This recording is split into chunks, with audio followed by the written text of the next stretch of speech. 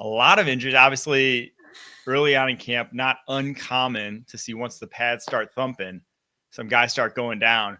But we got some big ones. Martin Emerson, the Browns corner, the biggest one in terms of actual impact, in terms of like length. Achilles tear confirmed. He's out for the season. So that Browns trio of corners is now a duo. Some other ones, Hollywood Brown suffers an ankle injury. Xavier Worthy suffers a head injury. Sky Moore pulls a hamstring, even though he's not really going to factor into that receiving room. But Kansas City Chiefs, 3 receivers go down the same day. Malik Neighbors with a shoulder scare is what I heard. I don't think it's going to be a big thing, but a shoulder scare. Isaiah Likely, Ravens tight end, foot fracture, out a few weeks, should be back for the regular season. Any of these move the needle for you, Ryan? Well, looking at the Chiefs will be fine, but I want this to be an opportunity for my guy Jalen Royals to have some run in camp, because I liked him a lot coming out of Utah State. He had an injury middle last season, 2024 season. I haven't been following him in terms of training camp updates, so I'm not sure how things are going for him outside of. He's like wide receiver 2 by de facto, right? Yeah. Like, there's no one else. So take advantage of that opportunity and go from there. So I think the Chiefs will be fine. But I am interested to see what this means for Jalen Royals. And you could not have been more spot on in your evaluation, maybe the most spot on evaluation ever of Sky Moore, one of the most disappointing draft picks in recent Chiefs history. First and foremost, good to see you, Ryan. And I feel like last time you and I were together on a podcast, we were talking about breakout players. And you and I were arguing over players the likes of, Cooper in Green Bay. And you were like, well, he ain't a breakout because he did this. And I was like, well, he's going to double his stats this year. I'm looking forward to getting after this stuff. But as for the first off the ball stuff, training camp, you take a look around the league. And it was like, football's getting near because I got anxiety and I can't sleep. I'm like so excited about the season, like a nervous energy. I can't sleep. So I'm up at 1 a.m. last night reading about tsunami warnings and injury reports around the NFL. And no injury report is lengthier than the Kansas City Chiefs. And Mike's heard me talk about the kind of camp that Andy Reid runs. And, it's not just me talking about it. Go ask the players that have played there. Go ask anybody that has been under Andy Reid. His teams are tough. The hamstrings are an issue for the skill guys right now. They're running.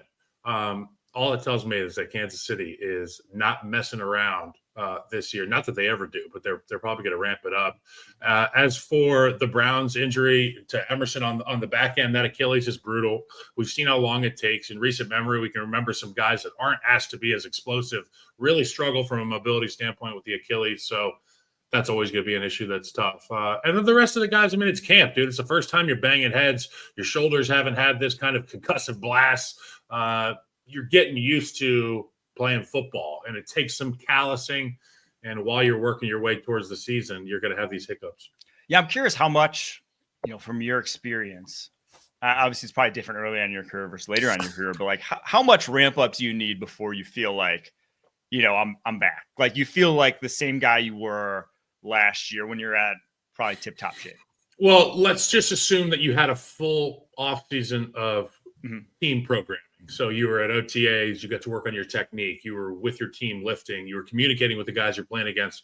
The only thing you have to get used to come training camp is getting into football shape. Now, the difference between being in football shape and being in OTA shape is you're beating, you're banging, you're grinding every single play, and you're straining. And, they go to the ground, the pads are full, you're heavier because of your full equipment.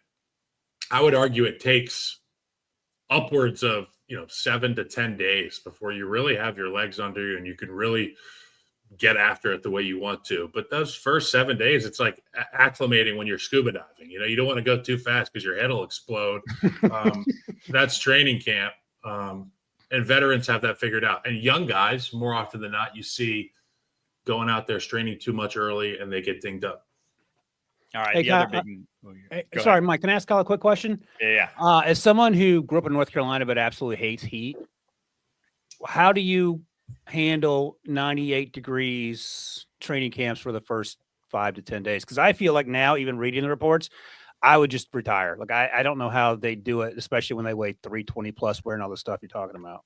Well, you obviously the staffs want to get these things going as early in the morning as possible because at this time of the year it's sticky, it's muggy, and as you alluded to, Carolina, I grew up in Virginia, and I'm still never used to the humidity. And it was 95 with 98% humidity in camp. It was a swamp.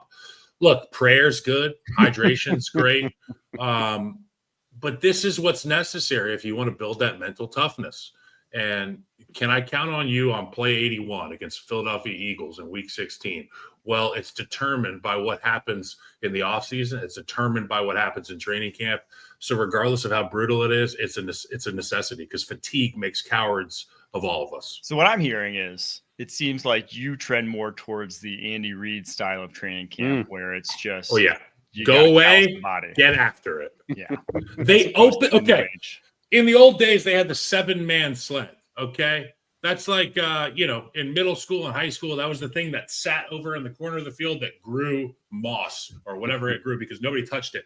Andy Reid's outfit, they open practice with a receiver on the left sled, a receiver on the right sled, and the O-line in the middle. And then they go tight ends next to the O-line, and then blah, blah, blah, blah. They open practice before they do anything with the 7-man sled. It's all business. That's what I'm talking about.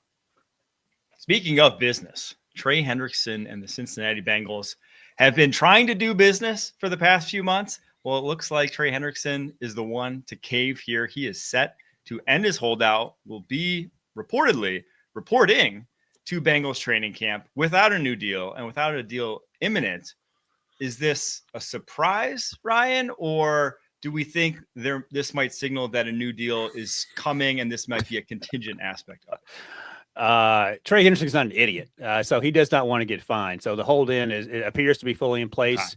Again, I cannot wrap my brain around the idea of what the Bengals think this is accomplishing. And, it's a different side of the coin than what Shamar Stewart went through. And you can argue whether Shamar did it right or wrong. He probably made some moves he wished he could do over. But at the end of the day, it just feels like the Bengals lead the league in unforced errors, shooting themselves in the face. Like, it just seems like they can't get out of their own way.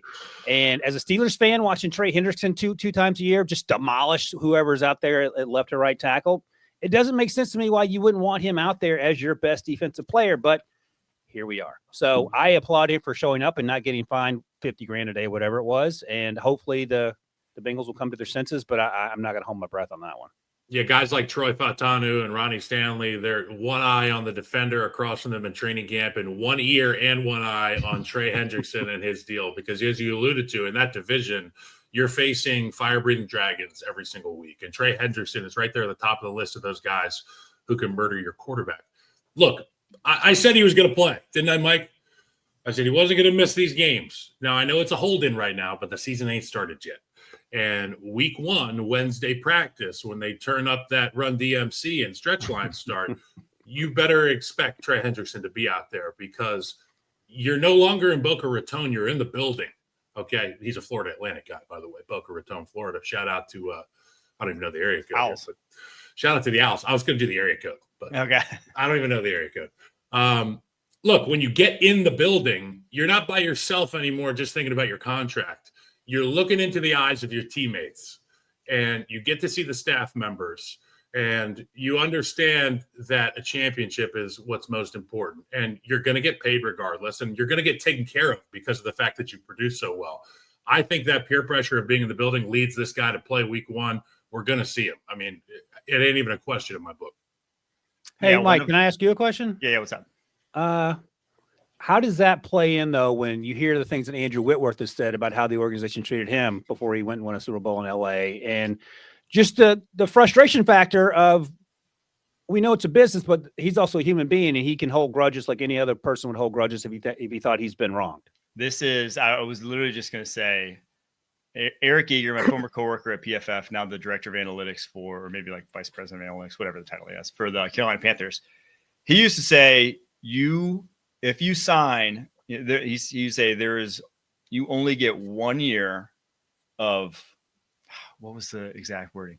You only get 1 year of veteran contracts being favorable for a team. There are no deals beyond 1 year for veteran contracts, because if a guy is a deal for 1 year, the next year when he comes back, and if he's underpaid still, he's unhappy. And if a guy's unhappy in your locker room, you are what you saw the Bengals. Literally the Bengals last year. The Bengals were a much better team than what their record showed, but they had three veteran leaders in that locker room unhappy throughout the season. That has knock-on effects that you can't measure that go into the games that are not worth it. Like you're saying, they're not worth it to a franchise to do just that. That's why the draft is so important. You have to get your cheaply paid guys in the first 4 years before they start to get unhappy with being underpaid, because no vet wants to be underpaid relative to what he has. And some guys will be able to eat it and, do all the right things, say all the right things and still be good team players. Some guys are going to be unhappy, and you don't want that in your locker room. And unfortunately for the Bengals and Bengals fans, this is no new. They only really started signing free agents in recent years. They had abandoned free agency as a concept altogether for most of the Mike Brown era as owner. They only started doing it in recent years, but they're still not doing it the way a championship franchise needs to, right? If you're a championship franchise, you need to be handing out more than guaranteed money past the first year of deal. You need to be, extending guys well before you need to be extending them and pushing out cap hits far into the future, just with the way the salary cap's going. So yeah, for the Cincinnati Bengals, obviously they backed into Joe Burrow. They've backed into Jamar Chase and kind of, this trio of wide receivers that's keeping them afloat.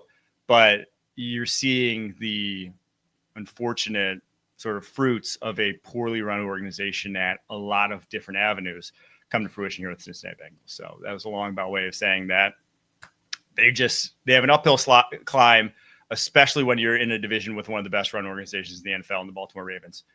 So just unfortunate. All right, let's go to the last bit of news. New York Jets, 40-year-old kicker Nick Folk, signing him. I believe he's now the second 40-year-old the Jets have signed in the past few years. The last one didn't quite work out. You beat me there. Do we think you're going to be making a comeback at 40, Kyle? Yeah, look, somebody was selling me on these BPC 157. What are these things called? Peptides or something like that? Oh yeah, peptides. They're like, I'm talking to my neighbor who's like some jacked Navy SEAL who's like right down the street. And he's like, you need to get on peptides because you could probably go back and play. You don't even need surgery on your shoulder, your other shoulder, your elbow, your wrist. Screw all that. Just take peptides. Look, who knows? Maybe I'll be able to have the miracle drug in the next 5 years to be able to go back and play. But as it pertains to the Jets, there is actually some promising research going on about like truly reversing aging with gene therapy. So just a thought, just keep in the back of your mind. For the record, like Sydney Sweeney gene therapy, denim. I'm a little older than you guys. I'm out when it's over, and baby Jesus says time to go. Peace. See, that's what I always thought. I thought it was like, a river. You're going to meet the end of the river eventually. It's called the ocean. All right. And then life starts. So I'm here now. Look, 40-year-old, you beat me to the joke, Mike. They had a hole to fill. They had a need to fill for a 40-year-old. Leadership. There's something about these old-headed kickers that are just so routine and so predictable. When I got in the league, it was Robbie Gould. And it came as no surprise to me that the guy's really good at golf too, because it's so routine-based and technique-based. Guys like these, as a coaching staff, if you're having issues with a kicker, go get an old head who's been around a long time.